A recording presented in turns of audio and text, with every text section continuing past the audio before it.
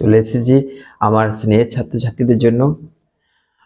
আজকে তোমাদের যে সাজেশন আপলোড করছি সেটা তো তোমরা দেখে নিয়েছো এবং অবশ্যই কোশ্চেন যেগুলো আছে সেগুলো খুবই গুরুত্বপূর্ণ এবং সেগুলো তোমাদের অবশ্যই দেখতে হবে।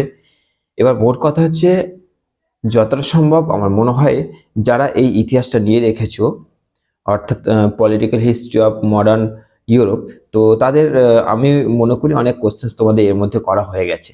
তো চলো আজকে দেখে নিই সেই গুরুত্বপূর্ণ প্রশ্নগুলো, যেগুলোর বাইরে আশা করছি কিছু আসবে না। চলো সেই কোশ্চেনগুলো দেখা যাক।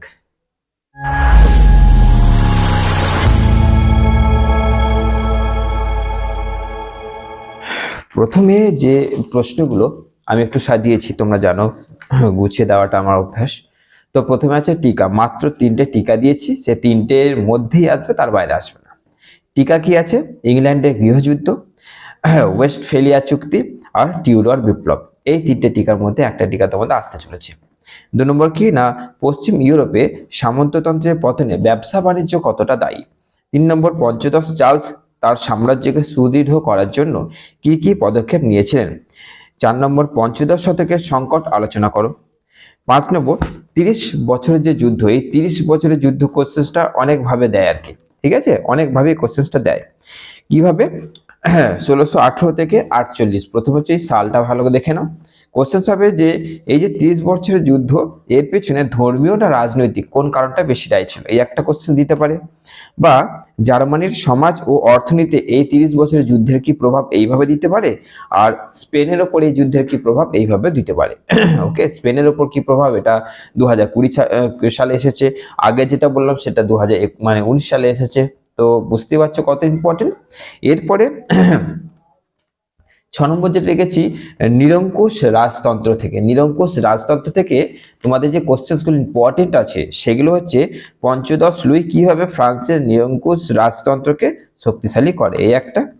নিরঙ্কুশ রাষ্ট্রের উদ্ভবের জন্য কি কি প্রয়োজন। তারপরে ষোড়শ লুই এর রাজত্বকালে নিরঙ্কুশ রাষ্ট্র ফ্রান্স কেন সংকটের মধ্যে পড়েছিল। আর তারপর হচ্ছে প্রথম ফেডারিক, এটা নিরঙ্কুশ রাজতন্ত্রকে কিভাবে শক্তিশালী করেছিল। এই হচ্ছে তোমাদের নিরঙ্কুশ রাজতন্ত্র থেকে প্রশ্ন। আচ্ছা, এরপরে তোমাদের যে কোশ্চেন আমি দিয়েছি, এবং মানে লাস্ট প্রশ্নই বলতে পারো তোমরা এটাকে, যে লেভেলার ও ডিগারদের রাজনৈতিক আদর্শের মধ্যে পার্থক্য আলোচনা করো। ব্যাস, এই কটা কোশ্চেন তোমরা করে যাও। এই কটা কোশ্চেনের বাইরে তোমাদের আর কিছু করতে হবে না কো।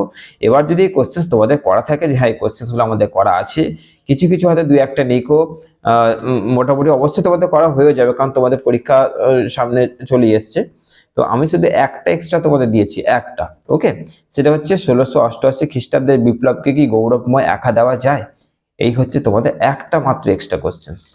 তো চলো এই কোশ্চেনগুলো তোমরা দেখে নাও। এই কোশ্চেনগুলো চটপট তোমরা একটু নোট ডাউন করে নিয়ে তারপরে তোমরা কি করবে, তোমরা আজকে যেটুকু সময় আছে সেটুকুর মধ্যে 2-3টে কোশ্চেন আজকে রেডি করব। কালকে সকালে উঠে আমরা দুপুর 12টার মধ্যে 2-3টে রেডি করব। আবার সন্ধ্যেবেলা 2-3টে রেডি করব। এরকম করে তোমাদের কিন্তু এই কোশ্চেনগুলোকে কমপ্লিট করতেই হবে। চলো, ভালো থেকো, সুস্থ থেকো।